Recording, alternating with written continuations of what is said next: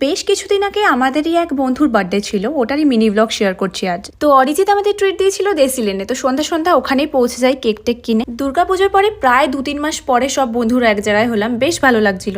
এর সাথে সাথে এই রেস্টুরেন্টটা ছোট্ট করে অ্যাম্বিয়েন্সটাও শেয়ার করে দিলাম তোমাদের সাথে। এরপর আর কি গল্প আড্ডা করে অনেকটা টাইম কেটে গেল, আর আমরা যে কেকটা কিনে এনেছিলাম ওটাও কাটিং করা হলো।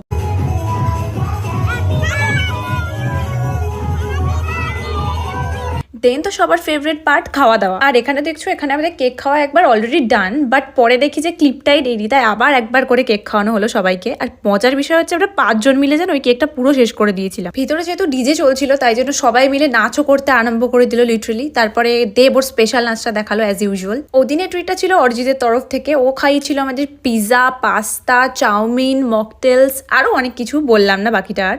এরপর জমিয়ে খেলাম আর কি। আর ফুডের টেস্ট কোয়ালিটি একদম মাস্ট ছিল। সো ওই দিনটা ওভাবেই এনজয় করে কাটিয়েছিলাম। আর ভিডিও ভালো লাগলে লাইক আর সাবস্ক্রাইব।